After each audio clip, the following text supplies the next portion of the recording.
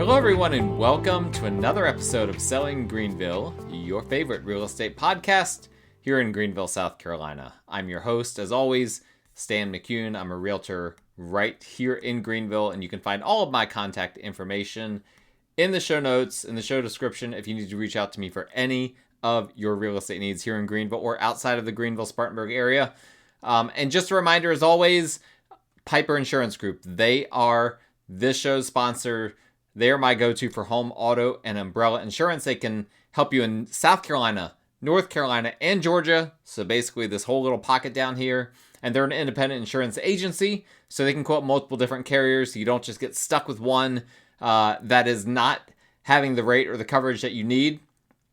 And additionally, if you're interested in insuring investment properties, they can help you with that too. Commercial properties, fix and flips, ground up new construction, all those good things. So they are also in the show notes, and I would highly, highly recommend you give them a call for a free quote today. And I'd also highly recommend, if you enjoy this show, that you like, rate, subscribe, all of those good things to support the show and make sure you don't miss future episodes. Okay, today we're going to be comparing Greenville, South Carolina to a bunch of other markets that are kind of considered the markets that compete with Greenville.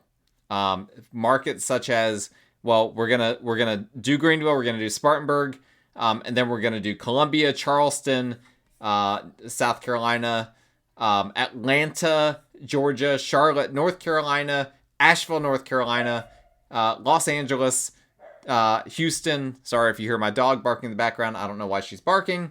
Houston, Texas, Chicago, Illinois, and that'll be it. So we're going to compare Greenville, Spartanburg to the local area that we're in and the markets around here, South Carolina, North Carolina, Georgia, and then also just to compare to some of the markets that are moving to Greenville, which are some of the ones I just mentioned: LA, Houston, Chicago. Those are some big markets moving to Greenville, at least in my experience. We're going to be comparing to those markets as well, in case you're one of those that might be interested in moving from one of those areas. So I've got some really great statistical reporting here, and I'm going to share it on my screen. If you're looking on YouTube, you will get a great opportunity to see this data, and I highly recommend that. If you have the opportunity to put the pause on this, you're listening to the audio, and pull it up on YouTube, I do recommend that you do that, because I'm not going to be going over all the data. But there's a lot of great data from the National Association of Home Builders on all of these different markets, and I'm just going to go through this. Now, I'm not going to go through all of it, but I'm going to go through some of it. So we're just going to start. I'm going to go in more detail with these first couple. I'm not going to do the full detail on all of these. I just want to focus on some high points. But again, if you're watching on YouTube, you'll get to really look at this in more detail if you want. Okay, so for starters, I'm just going to read the top line off of this, which has kind of the high points. Okay, population. This is for the Greenville, Anderson, Greer, South Carolina markets. Okay, population 979,000.6, 979.6 thousand. That's a 2.3 thousand increase from a year ago. That's a population for this greater Greenville area. Median household income 69,413. Okay, if you're making less than that, you're a little bit less than the median household. If you're making more than that, great, you're making a little bit more. That was up year on year, 5.7%. Existing single family median home price 336.2 thousand. Okay, slight increase year on year for the median home price for that general area. Total permits year to date. This is something we're not going to get in a whole lot of detail on with this. But if you're interested, builder permits are up 15.3% year on year, up to 8,911. And the unemployment rate, 4.5% as of the time that I pulled this data. That was also a 1.61% increase over last year. Okay, so those are the high points for the Greenville market. We'll look at Spartanburg here in a second, but I just want to point out a few things here with regard to Greenville specifically. First off, we have out of this entire sample set, out of all of the different things that we're going to be looking at, Greenville has the second highest home ownership rate of any of these markets, okay? So the home ownership rate which I'm trying to find it on here. Here we go. The home ownership rate, it's funny, when you're doing a podcast and you're recording this and you can't do a whole lot of editing, your brain freezes up. My brain just froze up. The home ownership rate, 70.6% for the Greenville-Anderson-Greer market. So 70.6% of people that live in this market are homeowners. That's great. That's really fantastic. 61% are single-family detached homeowners, so your standard house. And then the remainder is people that are in duplexes, other multifamily, townhomes, things of that nature. So Greenville has the second highest homeownership rate of all of the markets that we're going to look at in this group. And that's because people don't come here to rent. They come here to own, okay? And that's something, obviously, that I'm passionate about as a realtor. Now, renters have a huge burden, okay? There's a section here that's housing cost burden. And renters in this metro area, it's basically, so you can add up the renter burden being over 30% of their income. There's also renter burden over 50% of their income going towards their rent. For those over 30%, that makes up 47% of the renter market here in Greenville. Of those that their burden is over 50% of their income, that's 23%. So in total, 70% of renters are paying over 30% of their income towards rent. That's not great. In comparison to homeowners, that same number would compare to only 22% of homeowners are paying 30% or more of their income towards their mortgage payment. And only of that group, only 7% is paying over 50%. So that's a far cry from the 70% total for renters and 23% for those that are paying over 50% of their income towards renting. And that's not because there's this huge discrepancy between what it costs to buy versus what it costs to rent. There used to be a big discrepancy. That gap has narrowed. But what's different now is it's just so challenging. You have to have money to be a homeowner right now. And it's a challenge. Like, that's just the reality of the situation. So a lot of people are forced to rent when they don't want to. And here's one of the reasons why. If you look at the age demographics, Greenville is very young. Now, there's a little bit of a barbell thing that you see going on here because we've got less than 25. Well, that's a huge group of people, right? That's people that are less than 25 years old. That's a large group. And then you've got on the other side 65 and older. That's also a large group. That goes into infinity. Obviously, there's not a whole lot of people over 100 years old. But those are always going to be the largest, or I shouldn't say always, but usually going to be the largest two groups. And then we break it down in here from 25 to 34, 35 to 44, 45 to 54, and 55 to 64. Okay, that's the age demographics. How does it all shake out? Again, not going to get too much in the weeds here, but 45% of the population in this Greenville-Anderson-Greer area is 34 or less years old. That's huge. Almost half of the Greenville population is 34 or younger. Okay, and then between 35 and 64, that only comes out to 38%. 65 and older, 18%. So Greenville's very young. 45% of the population, 34 or younger. In terms of the economy, if you're looking at the economy, non-farm employment kind of hit a little bit of a sag, but it is trending in the right direction. Unemployment rate had been going up quite a bit the past year, but it has kind of plateaued a little bit. Inflation, if you're looking at the CPI data, inflation not doing super great. It did bottom out, but it's starting to go back up again. So obviously that's something to keep track of. But the state GDP, there's no negatives, right? This state GDP goes all the way back to fourth quarter of 2020, and it's just all positives. You see a huge number for the third quarter or the second quarter of 2020. That was just all the makeup that happened after COVID and after the lockdowns. So generally speaking, economy doing well. Would be nice if the inflation wasn't going up, but that's a national thing. We can't avoid that. Now, all of that being said, Greenville has had one of the sharpest corrections from its high of real estate prices of any of these markets. And you can see that in the median existing single family home price. It peaked, right? We have a nice crystal clear peak right around the fourth quarter of 2023. And it started to go down. It's come back up a little bit from its most recent low. But it's not yet, and this is not even inflation adjusted. It's not yet come back to that peak. So this is what we've been talking about when we go over the market stats. We've been talking about how Greenville has 5 straight months of the median price point being down year on year.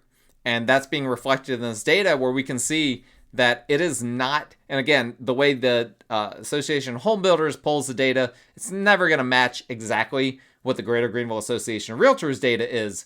But this is basically confirming what we already knew, basically. All right.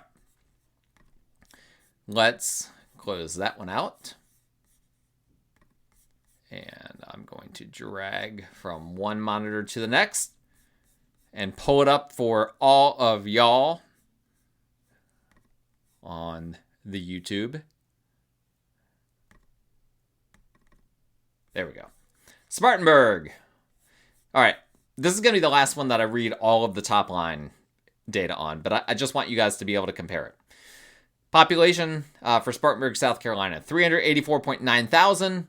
Median household income. Obviously, that's about a third of Greenville, right? That population. Not surprising. Spartanburg is not as populous as Greenville, Greer, and Anderson. It's just never going to be that. Median household income. And just to clarify, this is the 2023 inflation adjusted dollars.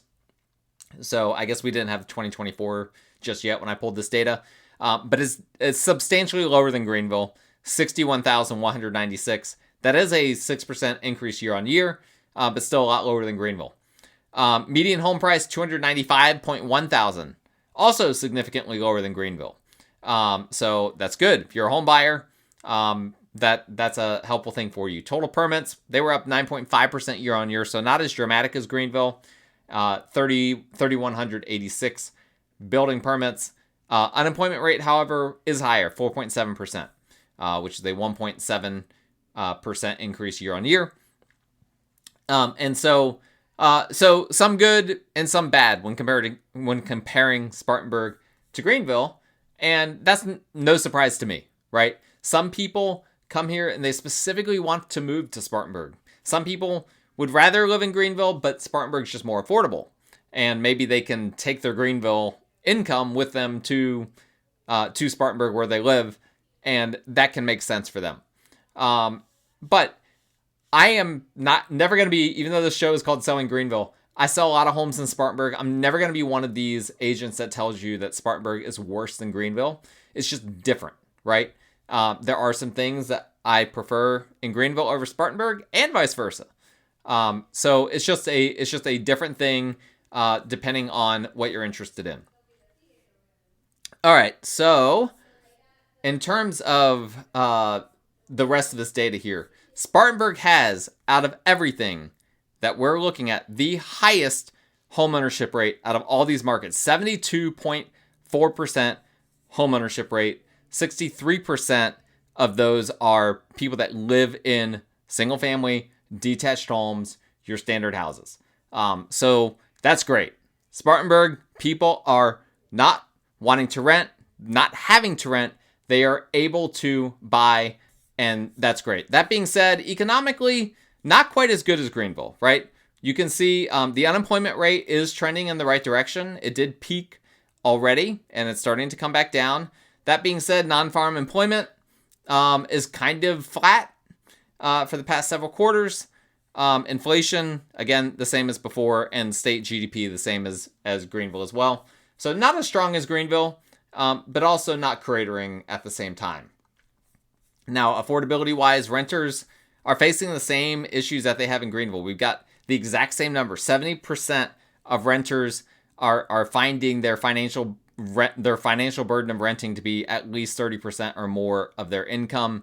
22% of that is their burden is over 50%. And just to be clear, it's not 22% of the 70%, it's 22% in total. I'm just lumping 48% and 22%. 48%, the burden's over 30%. 22%, the burden's over 50%. That comes out to 70% total. And then I split out that 22% are really having that burden of having to pay 50% or more of their income towards their rent. Whereas if you're a homeowner, only 22% of homeowners in Spartanburg have a burden of their income going towards cost of living or towards housing of over 30%, and only 6% are paying over 50% of their income towards housing. So that's great. Those are some really good numbers for homeowners. Not great if you're renting. If you're renting in Spartanburg and you don't have a plan in place for home ownership, you might want to start thinking about that, right? Because rents, it's not going to get cheaper, and there's a lot of rumors that next year the market might flip. Right now, it's a renter friendly market, and it might flip next year to a landlord friendly market. If that happens, rents are gonna really take off. So that's something to keep in mind. Spartanburg is also extremely young, like Greenville, with 46% of the demographic being under the age of 35. So 46% of people that live in Spartanburg are 34 or younger. Very, very young population. And the rest of the numbers are pretty comparable to Greenville.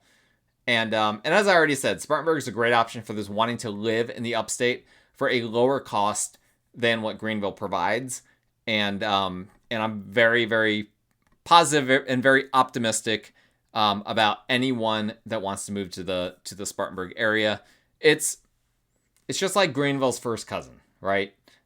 We share a lot in common. Our downtowns have some similarities. Obviously, no waterfall flowing through Spartanburg, but Spartanburg has some good stuff too. Spartanburg has some very good restaurants, some very good breweries.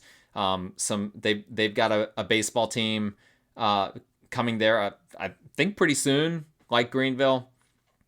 Great high school sports, better than Greenville high school sports in Spartanburg County. So a lot to like there. And like I said, it's just different, and that's just the way it's going to be. And different strokes for different folks, as my dad used to say.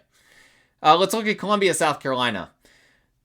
Here are my thoughts on Columbia. Again, I'm not going to read the top line for everything, but in general, Columbia is an affordable market. Okay, median home price $276.2 thousand. Okay, that's very, very affordable compared to what we were just talking about in Greenville and Spartanburg. But the median household income is close to Greenville. It's at $67,189. So that's great, right? Your household income is higher than Spartanburg, just a hair below Greenville, but your median home price is way lower than both. That seems like a no-brainer, right? Housing costs are about 20% lower than Greenville. So why don't we hear more about Columbia? Well, it's a college and government city, and the reality is that that's just not for everyone. But that being said, there is a net migration thing on here that I haven't been talking about with Greenville and Spartanburg. Both are positive on net migration. Okay, so just to be clear, both the markets we just talked about have major in-migration flows happening. We already know that. That's why I didn't really focus on that. But in case you're wondering if Columbia has people moving in or out, Columbia has people moving in. A net migration of 23,000 between 2016 and 2020. I would expect that has continued since 2020 as well. So I think you will be hearing more about Columbia in future years. It has, our only national park in the state of South Carolina, near Columbia, South Carolina. And like I said, college town, government town, a lot of healthcare jobs there as well. And so people that are in those industries or are willing to go into those industries, they can get paid a good amount and live somewhere where it's relatively cheap to live. And so not surprisingly, the homeownership rate is very high. It's the third highest on here. The homeownership rate is 70.1%, so very close to what Greenville and Spartanburg were. And I guess you could ask the question of why is it not higher, right? Because all this data I just threw at you, you would think, okay, it should be like way higher because everything is cheap there, incomes are good. And so I would say that even though we have a similar 46% of residents being 34 or younger, exactly the same as what Spartanburg was, a little bit higher than Greenville, a larger portion of these people that are in this age demographic under the age of 35 are going to be students in comparison to some of these other markets. So that's something to keep in mind. As well, Columbia lends itself to a lot of people that are transient, that they don't really plan to live there for forever. It's a starting point for them. Maybe they graduated college, stayed there, got a job, or maybe they were in the military station there. Who knows? But it's not an area in general. Again, my mom's side of the family is from the Columbia area. So I have no ill will towards Columbia. I was just there for a conference a few weeks ago. I had a great time. Enjoyed every moment that I was over there. There's nothing wrong with Columbia. It's just not a place that people tend to live for their entire lives anymore. It used to be that place. But now not quite as much. And I think, that's mostly just because of the unique demographic. You have to either really be cool with the college town atmosphere, really be cool with the government presence that's there and all of that. That's just not for everyone. Now, economically, stagnate a little bit, right? You can look at non-farm employment has plateaued. It hasn't come back to the peak that it had a few quarters ago. Unemployment rate got up to 4.6%, started to come back down. So that's good. And interestingly, building permits were, let's see here. Oh, they were up 7% year on year. So that's interesting. There was something else that I saw on the building permits that I wanted to point out. Oh yes. The single family, what was interesting is that even though those building permits were up year on year, the single family building permits were down. So they're building tons of multifamily in Columbia right now. And I find that to be extremely interesting as well. That does not bode well for the price of housing for single family in the future. So now if you're thinking about buying in Columbia, I would say now's the time, right? Because they're not building as much this year, or they didn't build as much this past year as they did in 23. And probably that bodes this similarly for the future as well. So keep that in mind. But at the end of the day, I think most people I know who have chosen Columbia over the Greenville-Spartanburg area, it's just for work reasons. I don't know anyone that goes to Columbia and is like, I'd rather live here than Greenville or Spartanburg or any of the areas in between. They're going there for work, for affordability reasons, and there's nothing at all wrong with that. Okay, I'm not here to trash on any of these areas. I'm simply highlighting differences. All right, moving right along. Ooh, would you like that little vibrato there? Charleston and North Charleston. Okay. Now, if you know anything about Charleston, you know that Charleston has a lot more money flowing through it than the other markets that we've looked at. It's one of, if not the most expensive housing market in South Carolina. And I'll just jump right into the data here. The unemployment rate is low, 4.1%. Even though non-farm employment has plateaued a little bit, but it's still on the upward trajectory, right? So economically, that's interesting. But what catches my eye is the median home price, $460.8 thousand, and it is skyrocketing. Okay, that median price is to the moon, right? This looks like stocks for Nvidia once AI became a thing. The housing prices in Charleston are showing no signs of easing. And I find that to be fascinating. It had a little bit of a lull in 22, but then 2023 happened, and it just starts going back up again. Now, if you look at the housing cost burden section, living in Charleston is a much more significant financial burden than any of the other South Carolina markets that we're looking at. So in other words, the other way to think about this is that people are willing to pay more to live in Charleston than they're willing to pay in Greenville, Spartanburg, or Columbia. So I guess hopefully that makes sense. How does that translate out to the burden for renters? We'll start with them again. For their income to be over 30% or over 50%. That number, we've been looking at that number being, I believe it was around 70% for the other markets that we've looked at. In Charleston, North Charleston, 75%. Okay. 48%, their renting burden is 30% of their income. 27% is 50% or more of their income. Homeowners, a lot less, but a lot higher than the other markets we just looked at. For homeowners where 30% of their income is going towards 30% or more is going towards their mortgage, that's 21% of homeowners. 50% or more, that's 9%. So 30% of homeowners in Charleston are paying at least 30% of their income towards their mortgage. Homeownership rate, that being said, is still comparable to Greenville-Spartanburg. It's a little bit lower, 69.5%. So this is the first one in the 60s that we're looking at.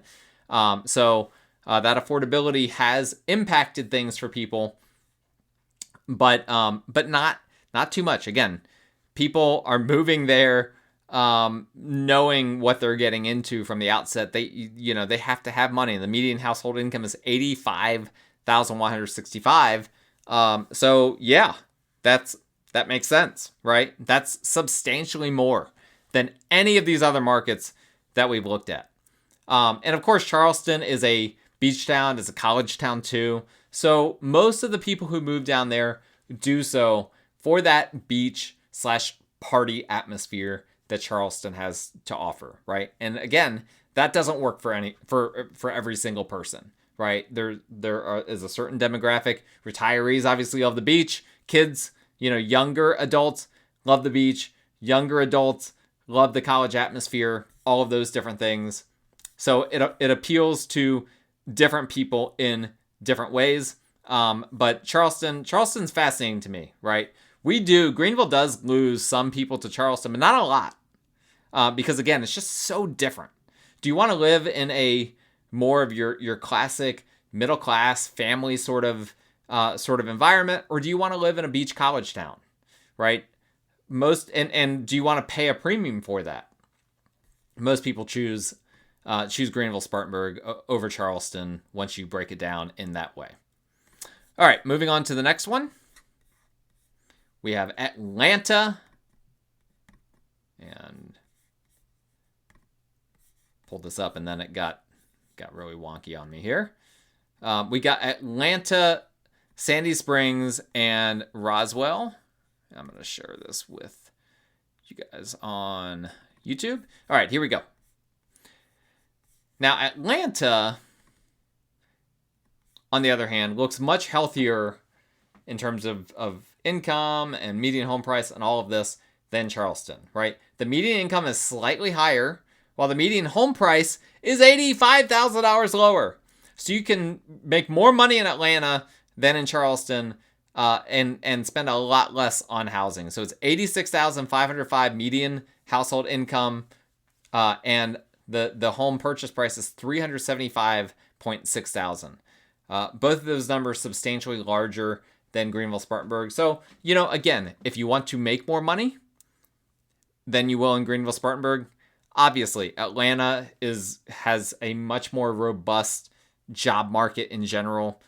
You're going to find a lot more options down there than you will in Greenville, a lot more higher paying options. The existing single family median home price, also higher than Greenville-Spartanburg, but proportionally, in contrast to how much higher the income is, I think the income more than offsets the increase in the home price. And of course, compared to Charleston, it's a no-brainer. But I mean, talk about a market that couldn't be more different than Charleston. Atlanta and Charleston are not comparable. Nobody is looking at the Southeast and saying, I want to go to either Atlanta or Charleston. Nobody's doing that. Some people are looking at Atlanta versus Greenville or Charleston versus Spartanburg. We do have that. But nobody's comparing Atlanta to Charleston. Let's just be real. I'm also impressed when I look at this. I look at the unemployment rate. The unemployment rate, 3.6%. Atlanta, that's impressive. Proud of you guys. Our little brother, or they would probably consider themselves their big brother for the Southeast, but I would like to say the little brother to Greenville, right? Not little in terms of population or any of that, but in terms of my own feelings towards it, okay? That's the only thing that matters. That 3.6 unemployment rate, by the way, is the lowest of any of these markets that we'll be looking at, including the ones we've not yet looked at. So it's a little bit surprising when you factor all that in, that 32% of homeowners have a housing cost burden of 30% or over, or 50% or over. 22%, 30% or over, 10%, 50% or over. So 32% of homeowners in the Atlanta market are experiencing this crunch of they're putting a lot of their income, a third of homeowners are putting a huge portion of their income towards their mortgage payment. And renters, similarly, it's let's see here, 83% of renters are at a point where they're putting at least 30% of their income towards renting. So it's surprising to me, right? I don't know exactly what to make of that, outside of maybe there's some discrepancies in the data. But despite the fact that income in Atlanta is pretty high in comparison to the cost of housing, people are still finding themselves financially constrained in that market. Atlanta also has, I'll just point out, this is kind of random, a smaller share, despite being comparable in terms of the other statistics, the age statistics, all of that. Where it's not comparable is there's not a whole lot of the 65 and older population in Atlanta in comparison to the other market. Only 14% of the sample size for the demographics here in Atlanta are 65 and older. So I find that to be interesting. If you're 65 or older, you might want to do some research into that. Figure out, why are people in my demographic not moving to Atlanta? Interesting. Now, comparing to Greenville-Spartanburg, I do know some people who have chosen Atlanta over Greenville-Spartanburg, and usually it's because they want to be around a more diverse group of people, a more diverse political scene, perhaps. And really the big one is oftentimes they just want to see and experience the perks of a big city, right? Atlanta has every big city perk imaginable. It's not New York City. It doesn't have, all those incredible bodegas everywhere, and mass transportation. Atlanta is kind of disgusting. Great place to see rats if you're into that. In the MARTA, as it's called, Metro Atlanta Rail, something or another. But yeah, not a whole lot of people generally choose Atlanta over Greenville, but I have experienced that a little bit. Now the homeownership rate, a little bit lower, 67.1%. Again, a little bit surprising given some of these other dynamics that we were talking about.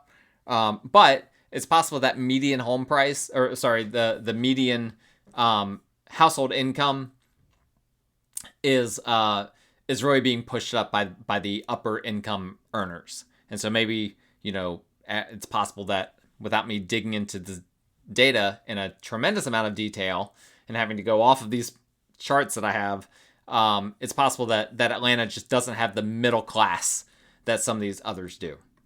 All right, moving right along here.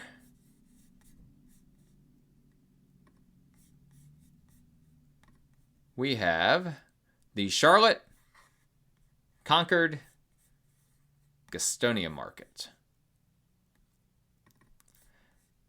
All right.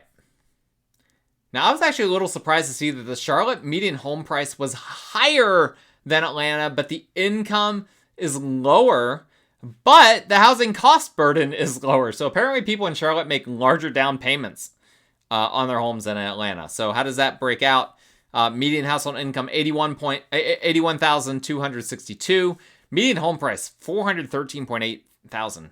That's a big, for Charlotte being only an hour and a half from Greenville. That's a huge jump from Greenville-Spartanburg. And it's really close to Spartanburg. Some parts of Spartanburg are only an hour away from Charlotte.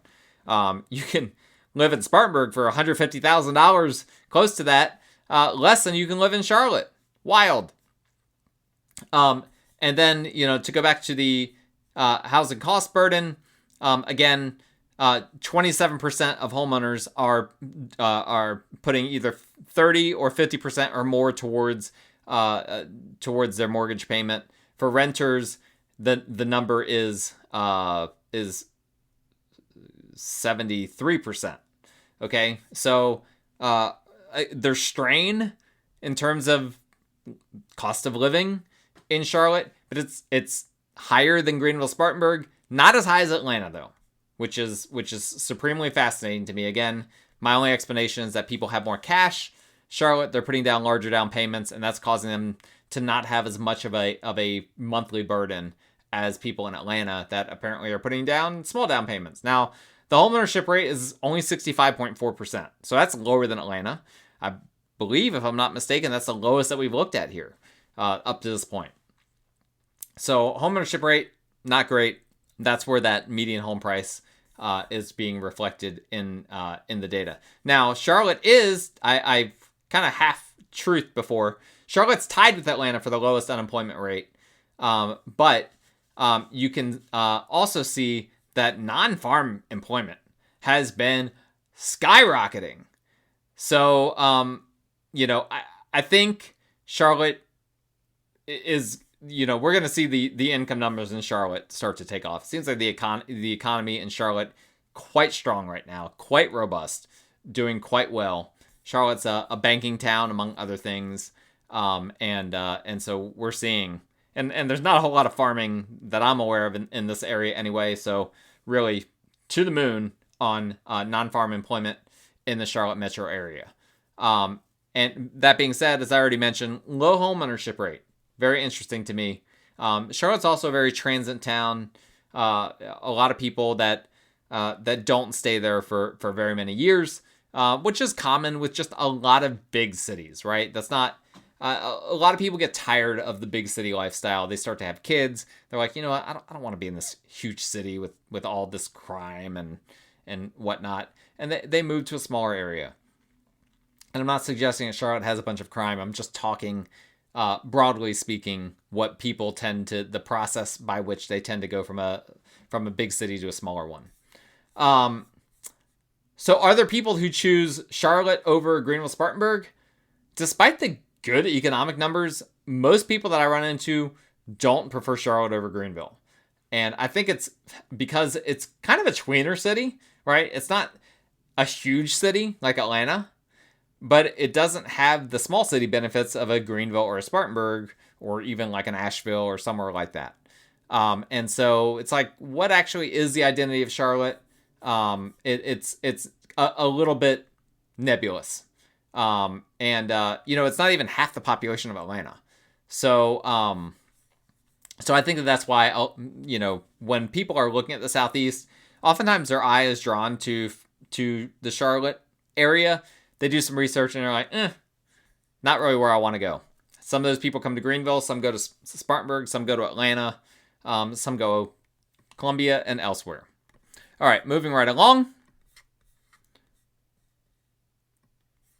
We're going to go to Asheville, North Carolina.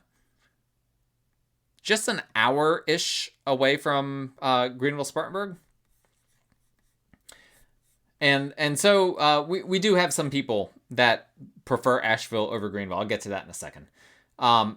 Asheville, to me, is the most disconnected income to home price of any in the Southeast that we're looking at. So the median household income is $67,837, and the median home price $440.6 thousand.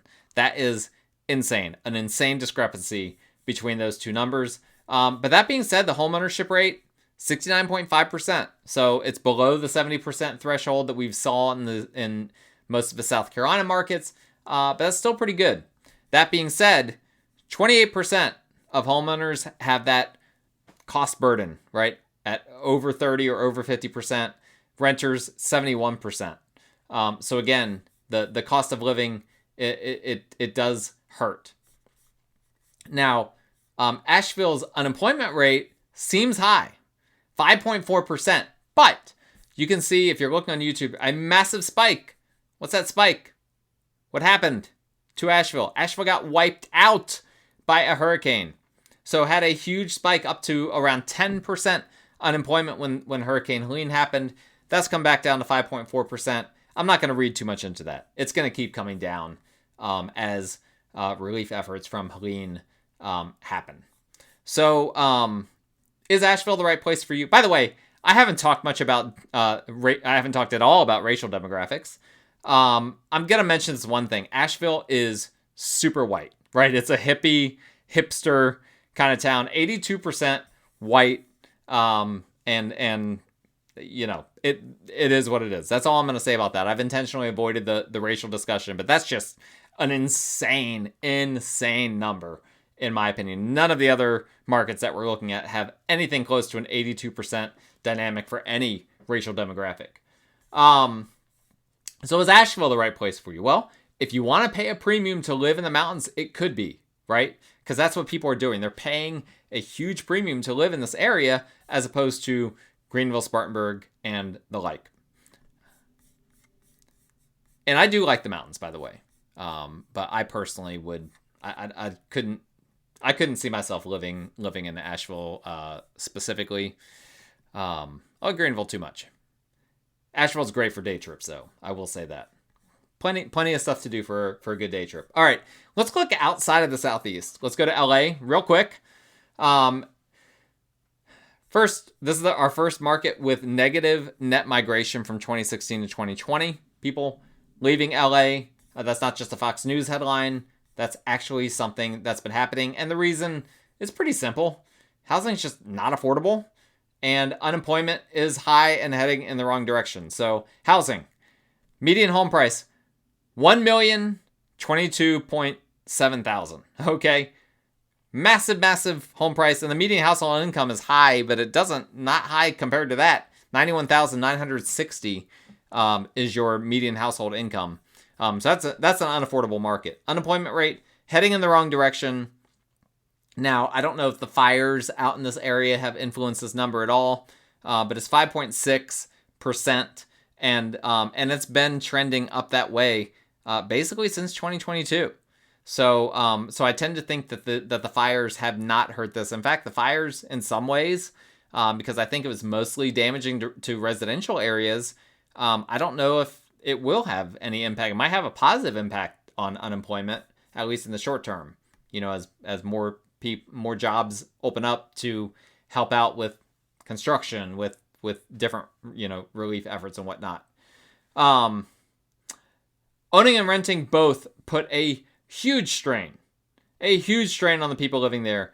But it's noteworthy that unlike in the Southeast, owning is not that much better than renting in this regard. Okay, so if you're owning, 33% of owners are putting 30% of their income towards housing, towards their mortgage payment. 16% are putting over 50%.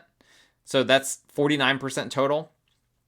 On the flip side, the renter burden, 56% of renters are putting 30% or more towards their income towards their rent costs. 30% are putting 50% of their income or more towards it. And so all of those numbers are higher, but the gap between renting and owning is a lot lower than the other markets that we're looking at. And of course, owners are probably way wealthier than renters. So really, this is a market where you have to be in love with the area to own, right? Because you're paying such a premium. And that's why it has the lowest homeownership rate, 48.2% homeownership rate, lowest homeownership rate by far of any market that we're looking at today. Very hard to own in LA. Not surprising because it's so disconnected from all of the other fundamentals. All right, we're almost done here. 2 more markets, if you can hang with me here. 2 more markets. Next up, Houston, Pasadena, and the Woodlands. From a sheer income to purchase price standpoint, Houston housing seems, I don't know this market very well, but it seems extremely reasonable, right? Income is $10,000 higher than Greenville, but the median home price is only slightly higher. So the income, $79,463 household income, existing single family median home price, $345,600. So both are higher than Greenville, but percent wise, the median household income is way higher than Greenville and Spartanburg. And the median home price is only slightly higher than Greenville, a good bit higher than Spartanburg. So that's something to keep in mind there. But Texas, where what you're not seeing in this data is that Texas gets you with property taxes, school district taxes, and other such things. So the monthly costs are just, even though the median home price cost is not as high as you might think, all of the other costs that are factored in are substantially higher than the Greenville-Spartanburg market. This is why we have a higher cost burden than any of the South Carolina markets. So 23% of homeowners are paying 30% of their income towards their mortgage, 30% or more. 10% are doing 50% or more towards their mortgage. Renters, it's 51% are in the 30% number, 27% are in the 50% number, for a total of 78% of renters are putting at least 30% of their income towards their rent burden. So even though this seems like an affordable market, the housing cost burden is problematic, and I think that's because that number gets baked in some of these other costs that Texas has that South Carolina does not. Now, of interest is that Houston has a huge under 25 population. 35% of Houston is 25 or younger. That's a massive, massive number. I have no idea why. Maybe it's related to immigration. Again, if you are on YouTube, you can see the racial demographic extremely diverse in that way. And so maybe there is just a lot of the younger population coming to Houston for that reason. But the other interesting thing is the 55 to 64 and 65 and older numbers are low. Only 11% of the population is 55 to 64, only 13% 65 and older. Not a place that older people are moving to, is a place that younger people are living. Economic numbers, solid, but the homeownership rate is only 61.4%. So non-farm unemployment has been mostly going up. Unemployment rate 4.5%, but obviously it would be good if that unemployment or if that homeownership rate were higher. And so, I think a lot of people moving to Greenville from Houston are doing so for affordability reasons. And again, affordability not necessarily being that top line, what's the house price comparison, but affordability being all these other things baked in that you have to pay in Texas that you don't have to pay in South Carolina, among other things. Obviously, the weather in Texas is a unique thing, right? Frequently 100 degrees, all that kind of stuff. We don't have that to that extent here in Greenville. All right, now Chicago, last market here. Chicago, Naperville, Elgin, Indiana. I guess Elgin's Indiana. I don't remember.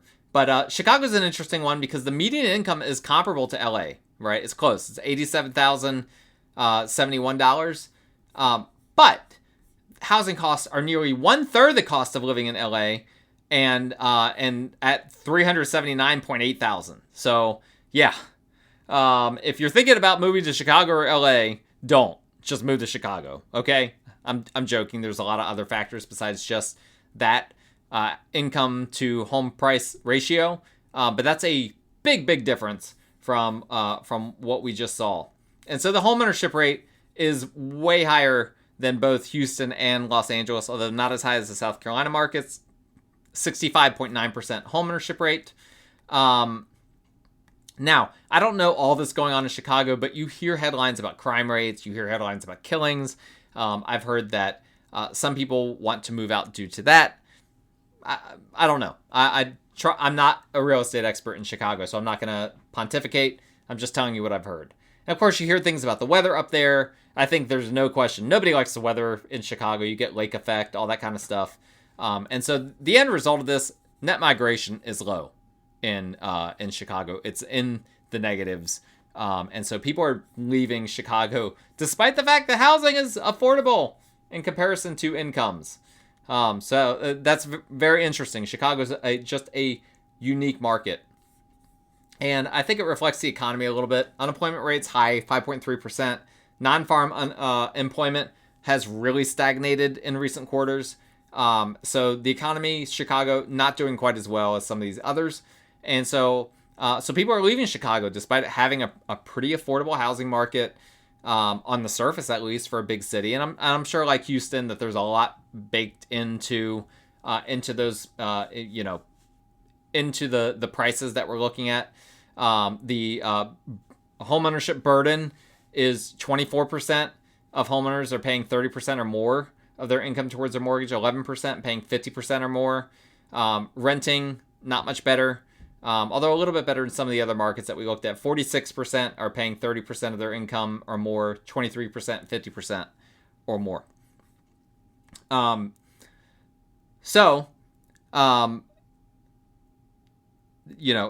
As I already said, as with Houston, there's going to be a lot of other costs to factor in all that. You can see that in the fact that the housing cost burden is still quite high, and actually this is higher than the numbers we just looked at for Houston if you're a homeowner. Although it's a little bit less for renters, so that's kind of interesting. Maybe Chicago's a little bit more of a better market to rent in than some of these other big markets that we've looked at. But unfortunately, it's just not getting better, right? This is not a market that's becoming more affordable. Despite all of these crazy numbers, the median house price for Chicago has gone up from below $300,000 in 2020 now up to basically $380,000. And it just looks like it's still skyrocketing. So that's very interesting. Something's gonna have to give, right? Because you can't be completely disconnected from fundamentals like this. And maybe the income will catch up to the home prices going up. But for now, I think they're fine, right? Because as we've already said, that median household income is high in comparison to that $379.8 thousand median home price. But when I've had quite a few clients move to Greenville-Spartanburg from the Chicago area, and usually it's because of weather, usually it's maybe also politics, things of that nature. There's crime rates. Again, these are the things that I've heard of people that move down here, and it's more affordable as well. So there you have it. I don't want to belabor this. This has already gone longer than I planned for it to go. So thank you guys so much for listening. All of my contact information is in the show notes. So is Piper Insurance Group's contact info. Please like, rate, review, subscribe, all those good things to the show. We will talk again next time.